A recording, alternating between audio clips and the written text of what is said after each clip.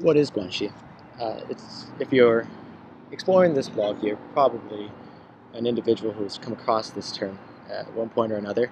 It's very important to Chinese culture in general, but in particular with respect to business and politics.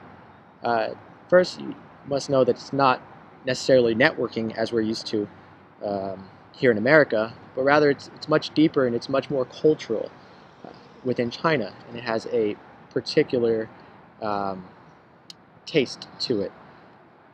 So we'll be exploring two different aspects of Guanxi, the social and the political, how they connect.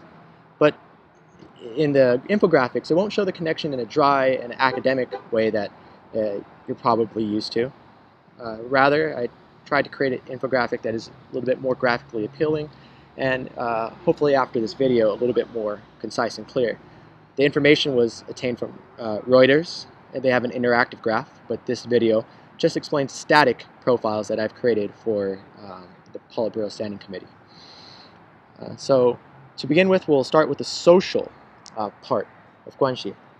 So it exists on three fronts: coalitional, Guanxi, family, as well as personal. Coalitional relationships are built throughout the career of an individual. The family relationships are relationships that are transferred through family, and personal are simply connections such as mentorships and so forth. So we can see that these three social categories are present for every individual.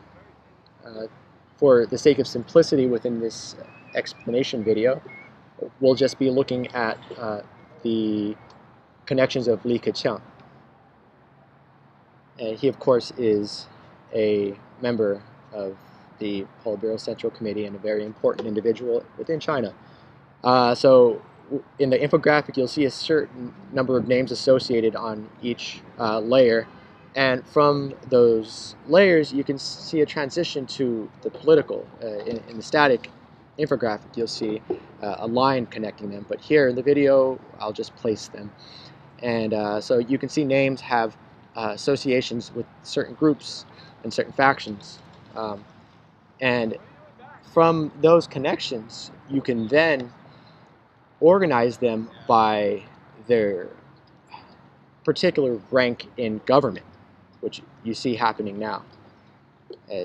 Each of the Li Keqiang's Guanxi connections has a particular role to play in either the government, military, or party.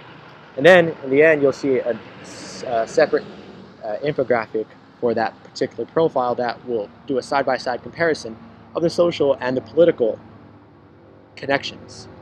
And from this, hopefully, you can get a solid takeaway of how deeply ingrained this idea of Guanxi really is, and how prevalent these connections are. You can tell from the sheer frequency with which each of these names occurs within the family, the personal, and the coalitional levels that knowing an individual is much more deeper within China. It's not just networking for one project or for a proposal or for a certain purpose. Rather, it's a lifetime connection that you have to maintain. And that involves any number of things. But in any case, I guess the takeaway is just that these top powerful leaders are surrounded by individuals that have essentially been there all their life. Whether they're connections that they get from their families, their coalitions, which are the connections they receive from their career, or personal connections, which are just relationships that they spark themselves. Those all translated eventually to their current positions. And you can see from the political side on the left that these relationships have certain expectations that relate to certain parts of the government. And so it's a very, very interconnected China. But this is I guess, simplification of what would otherwise be a very, very difficult task to grasp, or concept to grasp.